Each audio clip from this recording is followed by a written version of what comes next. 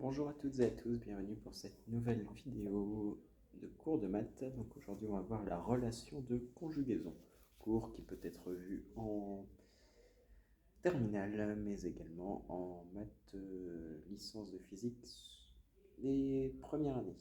Donc la relation de conjugaison pour un dioptre sphérique. On rappelle qu'un dioptre sphérique, on le représente sur un axe optique.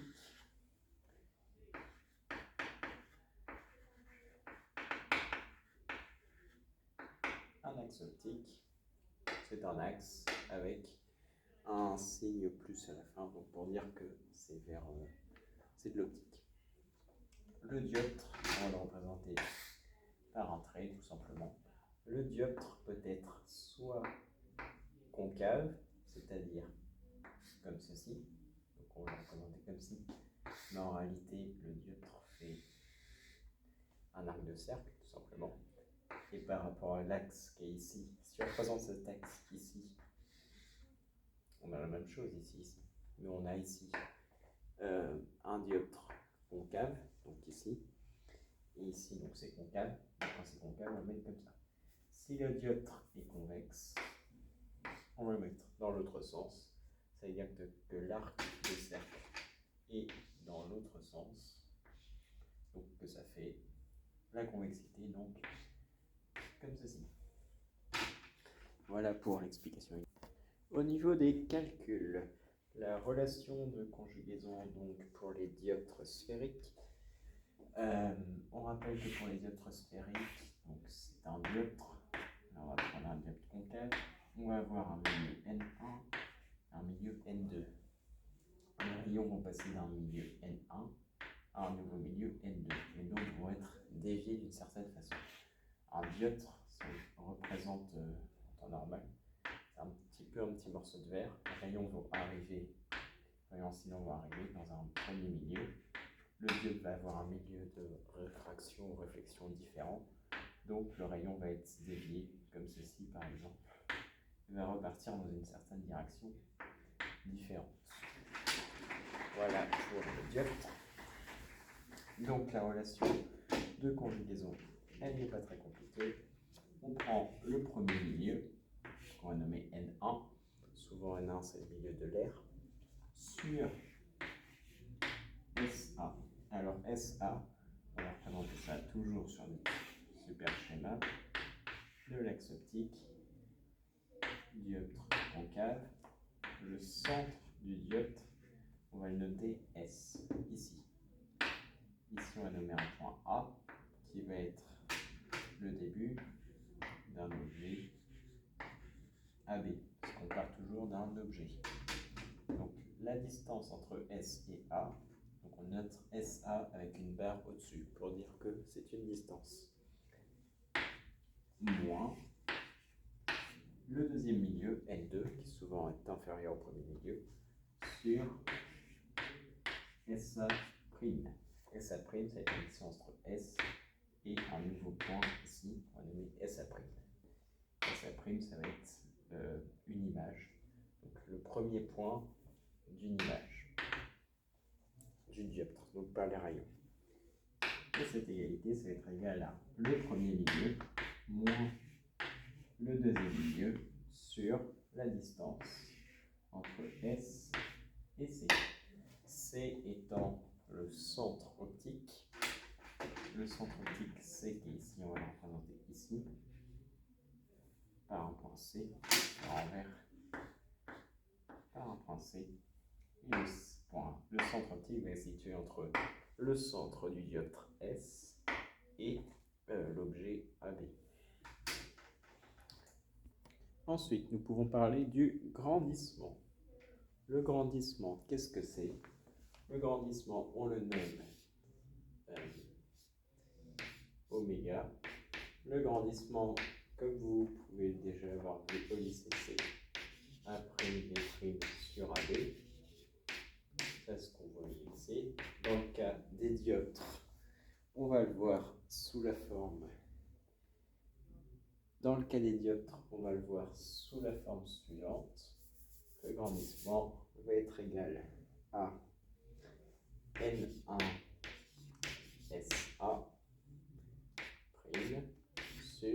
le deuxième milieu, N2, S1.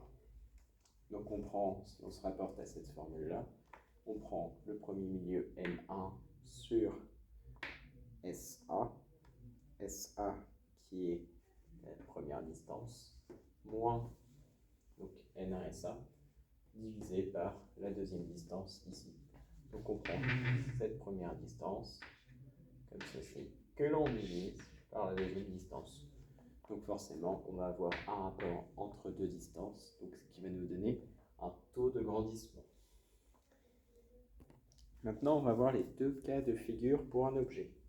Si un objet est placé à l'infini, c'est-à-dire que l'objet, il n'est pas visible ici, mais il est à l'infini, et il va se refléter par un dioptre, et il va donner un objet virtuel ou réel. Donc si cet objet est à l'infini, ça veut dire que f' qui va être le foyer image de l'objet, donc on peut placer ici par exemple, f. On va avoir f' qui est souvent à l'opposé par symétrie de l'axe du dioptre. Le point f, donc si l'objet est à l'infini, ça veut dire que f' est à l'infini, l'objet est à l'infini par là, donc donc SA, ça va être à l'infini. Et donc, le A', l'image qui est ici, on va noter F'. Tout simplement, on remplace le A' par F', puisqu'on parle des foyers images. Et au contraire, si l'objet est placé au foyer image, ou si l'objet est placé au niveau de F, donc du côté de F si vous préférez, ça veut dire que N1 sur SF, puisque l'objet est du côté incident, donc du côté du foyer objet, l'objet est ici, donc de l'autre côté, son image va se former à l'infini, c'est-à-dire que les rayons vont tous être issus d'un point, donc du point B, mais à l'arrivée, ils vont tous diverger dans des directions différentes. Donc on dit qu'ils se forment à l'infini, donc c'est N2 qui se forme à l'infini, ici. Donc SA', donc il n'y aura pas d'image fixe SA', c'est-à-dire que ça se forme à l'infini, donc voilà. Ensuite, on peut faire les petits calculs, donc si par exemple l'objet soit à l'infini, dans le cas présent ici, on va pouvoir avoir la relation, souvent on recherche SF, donc la distance entre le point S et le foyer objet, on recherche cette distance-là. Donc, on va noter SF, c'est tout simplement une égalité. SF qu'on isole ici, donc on isole le N2 sur l'infini. Donc comme ça tend vers l'infini, ça s'annule. Donc il nous reste N1 sur SF égale à N1 moins N2 sur SC. Donc on peut réécrire N1 sur SF est égal à N1 moins N2 sur C.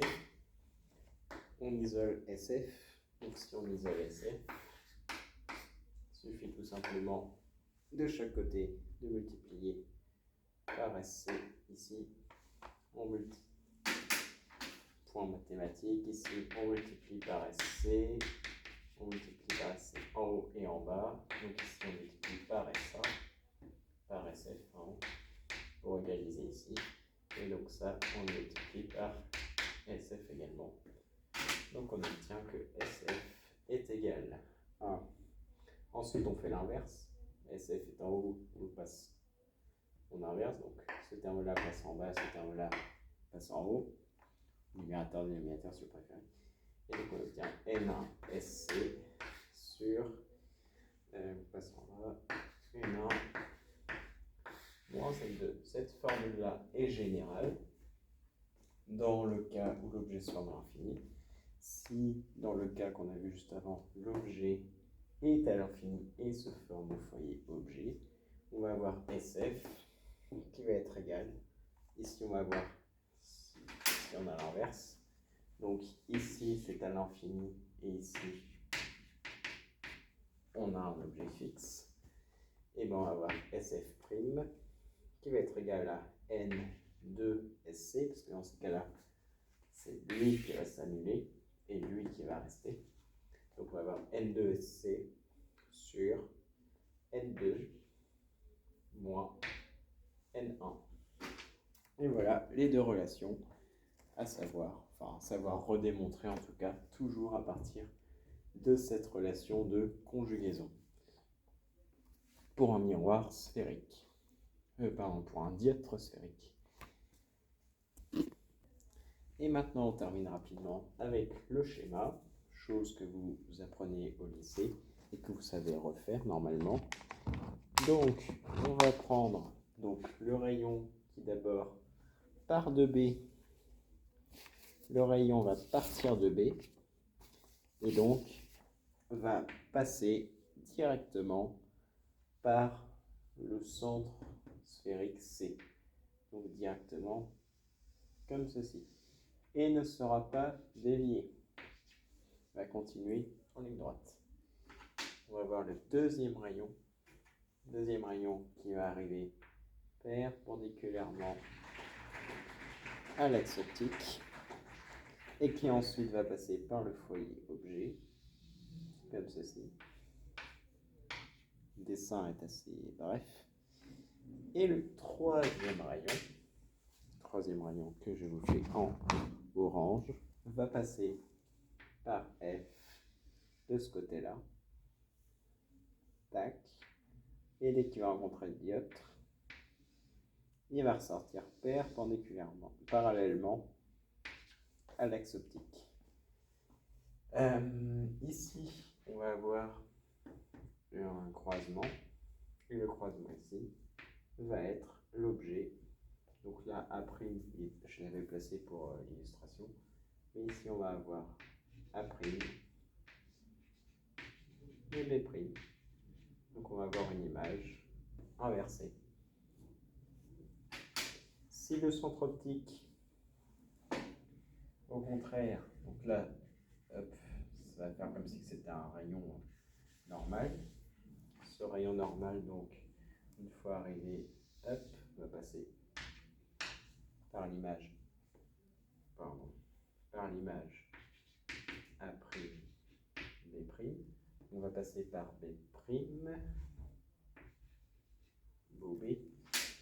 Et ensuite, si on trace un autre rayon, donc si on déplace le centre optique directement comme ça, si le centre optique est ici, j'ai un peu triché, mais ni vu ni connu, le centre optique c'est le premier rayon qui passe directement par le centre optique qui n'est pas dévié, et l'intersection de tous les rayons se fait en B', car l'objet vient de l'infini et se dirige vers l'objet est à l'infini et vient d'un point, il vient du point B et se dirige vers l'infini. Pour vérifier ces calculs, on part de la relation de conjugaison, on en déduit cette formule-là. Donc là, l'objet, il se dirige vers l'infini. Donc comme il est vers l'infini, on est dans le cas où c'est SF, on a N1 moins N2.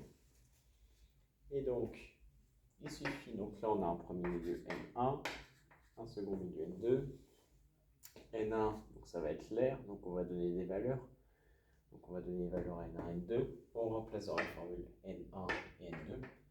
SC, on connaît cette distance-là. On la connaît, puisque souvent on la donne dans l'énoncé. SC, on la connaît. On remplace, on trouve une valeur pour SF. On regarde si par rapport à notre dessin, c'est la bonne valeur.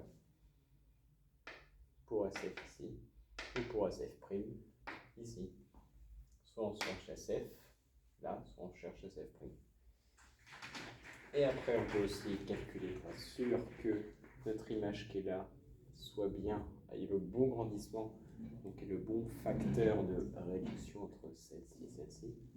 On remplace par les valeurs N1, N2, SA', SA, donc SA', ça va être SF'. SA, ça va être SF. On remplace par les valeurs. On obtient un taux de grandissement. Là, on va dire que le taux est égal à 1,5, admettons.